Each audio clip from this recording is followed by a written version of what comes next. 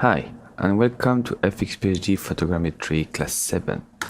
On this class, we will see how we can fix the fish status and how we can use some controller, some points to make sure we can fix it manually, because we noticed last time, even with more points, it won't work. So let's get started. So now, what I'm gonna do, it's just to reopen the folder Angelo. So here we noticed we still have the same 14 images. So what I'm gonna do now is to do the settings and even try to increase the amount of features to the image. So instead to have 40K for each images, I will try to push it even further, multiply by 10, and I will do a quick image alignment. And as you can see, we are exactly on the same configuration. So that means the solver doesn't solve it properly. So we need a little bit help. So for instance, on this one here, we have only 4 images. Oops. And what's happened here, it's just solving the other side because you don't know how to go from this side here to the second half. So if you check images here, so everything is fine here. You know how to align all the images because they are all in the same angle.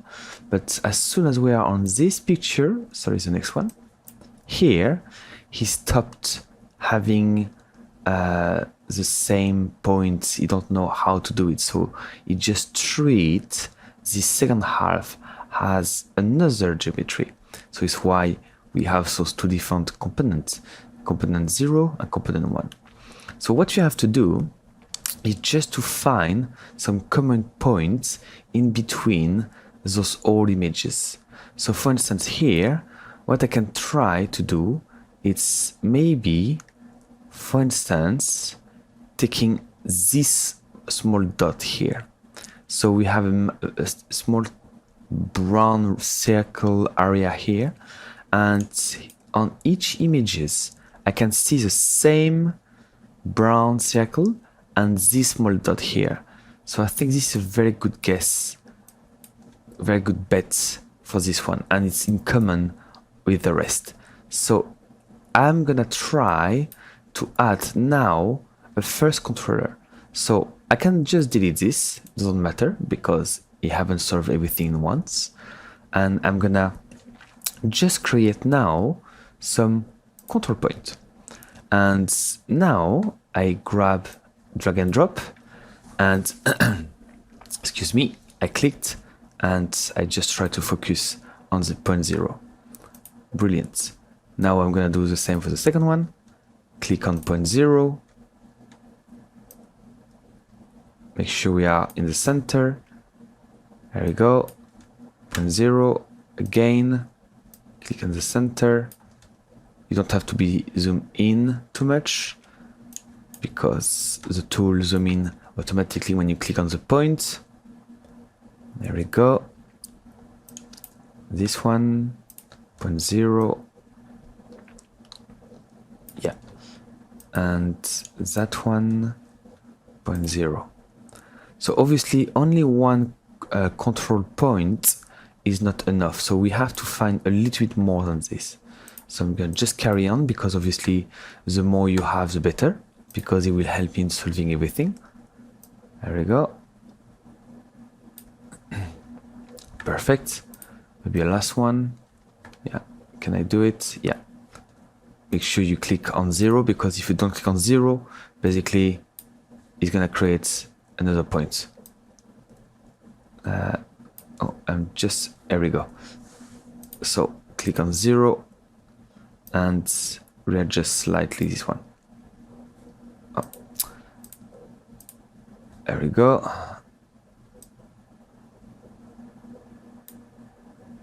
Point 0, perfect. So now I'm gonna just try another point. And I notice as well, maybe what we can do, just go on image and you can go to reset view. There we go. So I'm gonna try to take something here in the corner, for instance. You can take like, doesn't really matter as soon as it's in common with all the images. So I'm gonna try to take, let's see if this one is correct. Yeah, I can take exactly this corner here. So yeah, I think this is a good idea. So let's go here and I'm gonna take control point, make sure we don't select point 0 and click on point 1. There we go. This is the first image. Second image. Oops. Second image. Click on point 1. Yeah. And click in the center here. Yes. So now second image. Same here.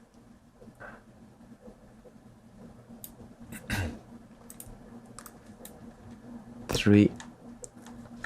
Let's take points 1. So you see it's extremely quick to do it. It's not very complicated or technical.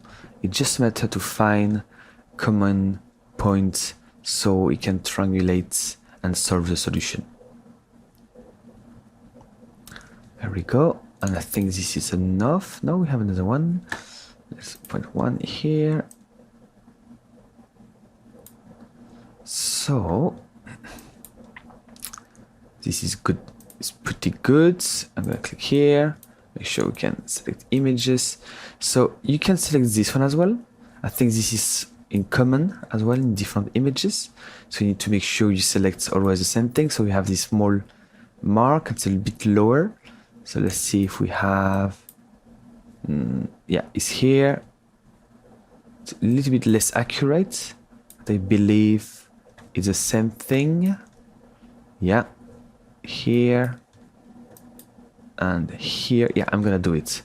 So you don't have to be in all images. You try to make as much as images as possible. So I'm gonna try now to do this one and take another controller. And now it's gonna be point 2.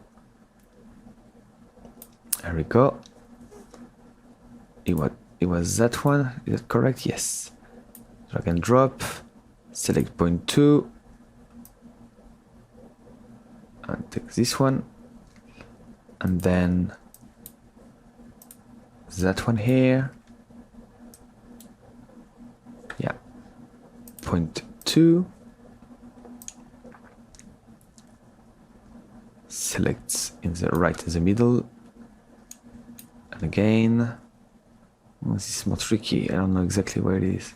So it's okay, as soon as we have enough points. So now, what we have to do is just try to do ln image. Just take a few seconds. And now, this is much better. We have 12 images out of 14. So here, it will tell us a little bit more what's happened. So it did solve quite a lot of points in between. And now, if you see, we are still missing a little bit on the right side. So I'm gonna just delete my control 2 because I'm sure it's not accurate enough and redo a quick alignment.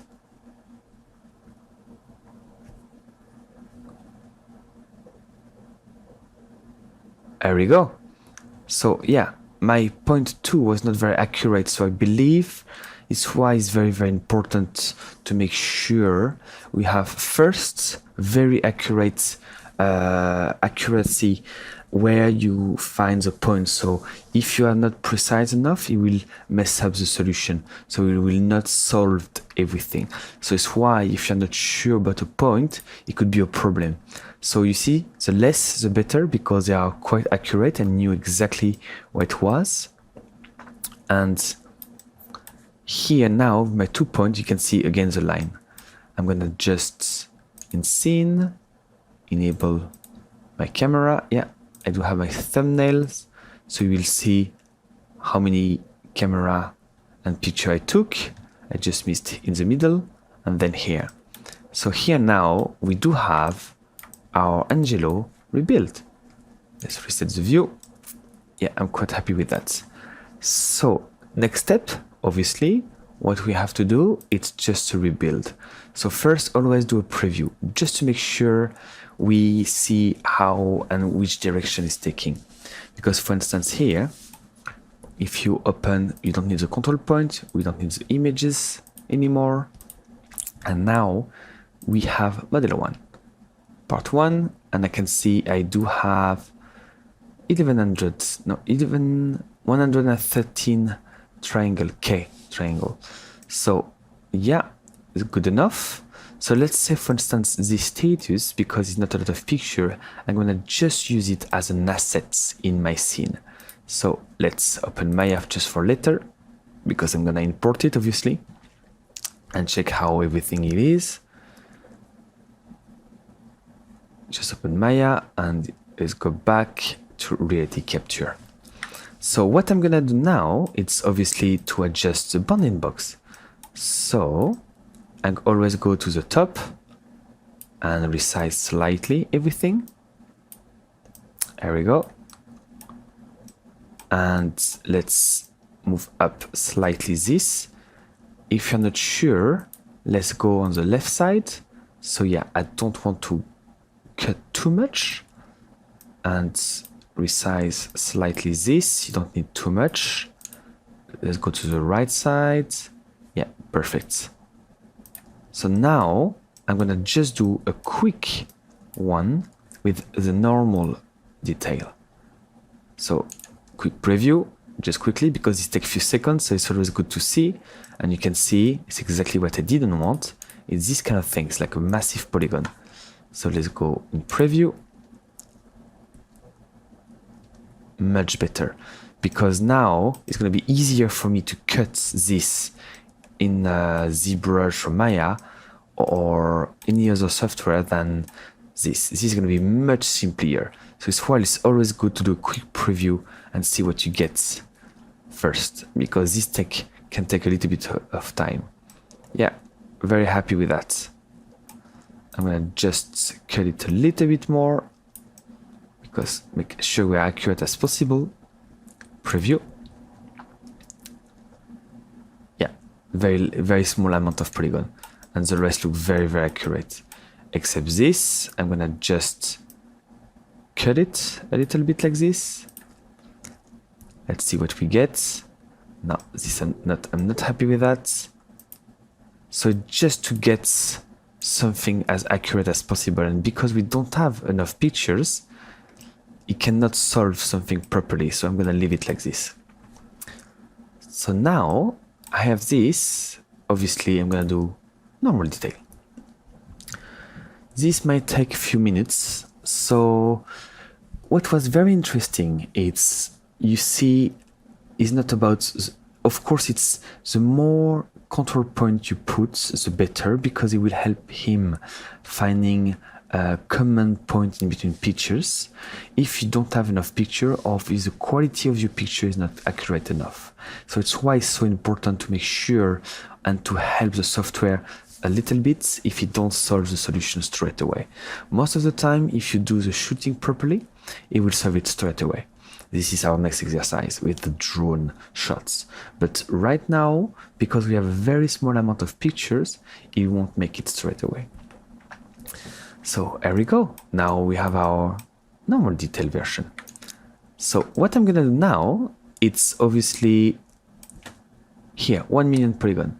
So because it's a prop, that means I don't need a lot of details. Of course, if you see here, we do have quite a lot of details and triangle. We have 1 million polygon just for one prop. It cannot be a hero asset. If it will be a hero asset, I will have to do some retopology. I will have to do a little bit of manual work. And obviously I will have definitely much more picture to rebuild something as accurate as possible. but because it's just a props in my scene, let's pretend I'm gonna use it as a prop, I have to make sure it's as light as possible. So what is gonna be interesting is to see now with our preview, our texture, how accurate it's going to be, because most of the time we try to have something as accurate as possible. We always forget we're going to have some texture baked on it, so all the small details and inaccuracy of the model will completely be vanished and disappeared. So let's get started with a quick unwrap. So I'm going to unwrap this. So let's bear in mind we unwarp UVs on 1 million triangle.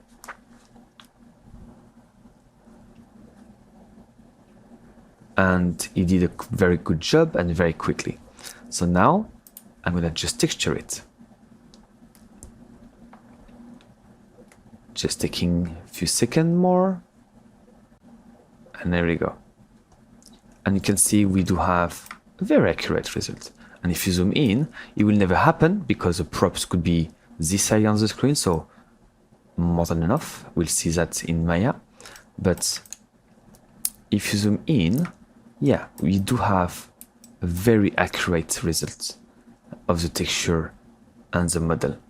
So yeah, this is absolutely a very good, very good result. Let's reset the view quickly. Zoom in here. Yeah, a very accurate result. But unfortunately, because you can see here I have a texture, TX icons, means here I don't have any textures. What I'm gonna do, it's based on my 1 million polygon, I will just have a lighter version. So I'm gonna just simplify my tool. And instead of having 1 million, let's say I will have 50k. 1, 2, 3, yeah. Simplify. So it's gonna create model 9 because it's gonna be a new version. And obviously I have to reproject my texture. Just a few more seconds. I think I just forgot to unwrap the UV. It's okay. So now we do have, instead of 1 million, we have 50k. And you can see the result is very good. So we don't need a huge amount of polygon. So what's going to be interesting is just to compare now the model between the 1 million and the 50k. And you don't see a huge difference between both model. Just to zoom in, yeah. It's not a huge difference, so means we can keep maybe something a little bit lighter. So again, let's go back to my 1 millions, and this time I'm gonna do a 5k. Simplify. Because photogrammetry won't give you something extremely accurate, except if you are very close. But that means you can have a huge amount of polygon.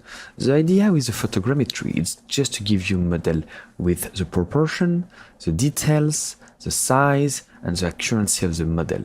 But you won't be able to do a hero asset. You always have to do a little bit of manual work later on in different 3D softwares.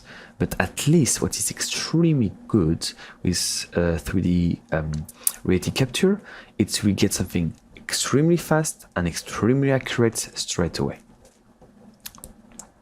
So now we have a 5k.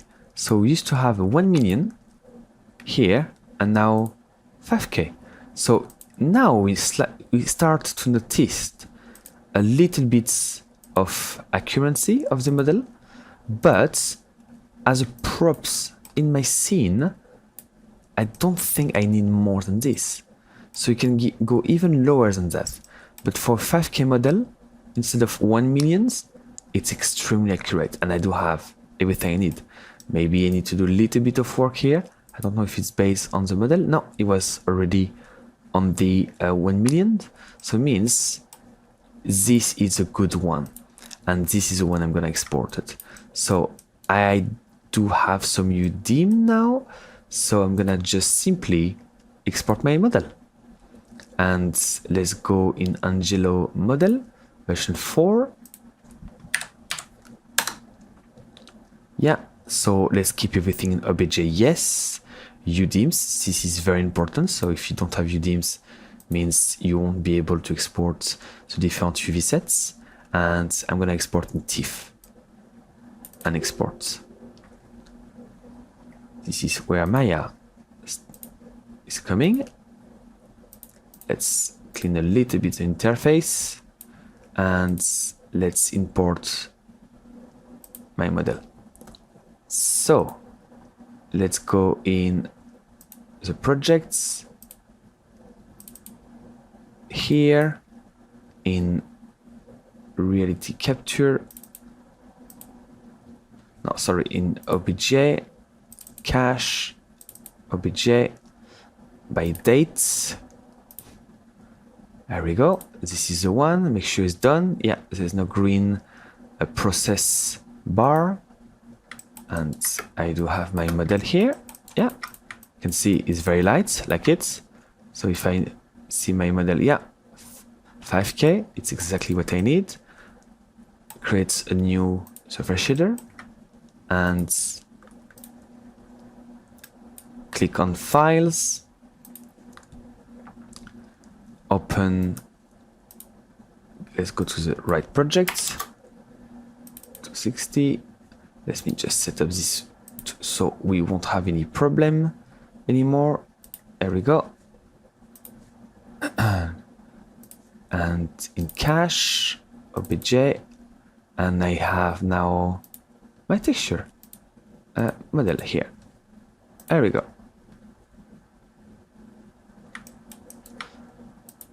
Quick render in Arnold. And I have now my model. So remember, we always have to rotate this in 90 degrees because reality capture half is up axis with a Z one here. In all the software we have Y, but in reality capture we have Z. So yeah, there we go. We have our model accurate with only one UDIM. Yeah, we don't have more than this.